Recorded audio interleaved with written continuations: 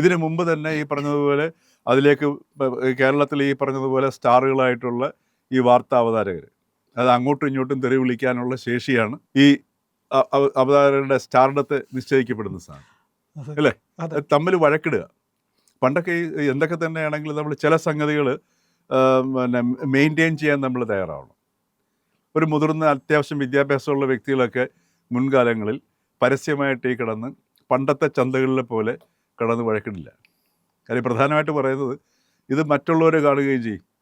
വിദ്യാഭ്യാസമുള്ളവർ ഇങ്ങനെ ചെയ്തു കഴിഞ്ഞാൽ വിദ്യാഭ്യാസം ഇല്ലാത്തവർ എങ്ങനെയെന്നുള്ള ചോദ്യങ്ങൾ ഉണ്ടായിരുന്നുണ്ട്.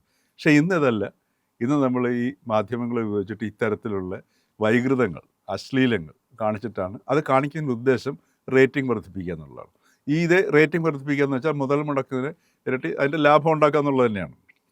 അപ്പോൾ മാധ്യമധർമ്മം, മാധ്യമ പ്രവർത്തനം അറിയില്ല എന്നുള്ളതിൻ്റെ ഏറ്റവും നല്ല ഉദാഹരണമാണ് ഇപ്പം നമ്മൾ ഈ കാണുന്ന കാഴ്ചകൾ. അപ്പോൾ ഇപ്പോൾ ഇത് ഇന്ന് കേരളത്തിൻ്റെ, ഇപ്പം ഞാൻ നേരത്തെ പറഞ്ഞില്ലേ, ഈ ചർച്ച കാണുന്ന ഒരു ഗർഭിണിയായ ഒരു സ്ത്രീ കാണുകയാണെന്നുണ്ടെങ്കിൽ അവരുടെ ഉള്ളിൽ കിടക്കുന്ന കുഞ്ഞിൻ്റെ ഉള്ളിലുള്ള ശബ്ദം എന്ന് പറഞ്ഞാൽ വളരെ ഏറ്റവും സൂക്ഷ്മമാണ്, അല്ലേ? അപ്പോൾ ആ ഒരു കുഞ്ഞിൻ്റെ ഉള്ളിൽ, ഗർഭസ്ഥ ശിശുവിൽ പോലും സംഘർഷത്തിൻ്റെയും സംഘടനത്തിൻ്റെയും അനുരണനങ്ങൾ ആ കുഞ്ഞിൻ്റെ ആ ഗർഭാവസ്ഥയിലെ വളർച്ചയുടെ കാലഘട്ടത്തിൽ പോലും സ്വാധീനിക്കുന്ന അവസ്ഥയിലേക്ക് കേരളത്തിലെ മാധ്യമ സംസ്കാരം മാറിക്കഴിഞ്ഞു എന്നുള്ളതാണ്.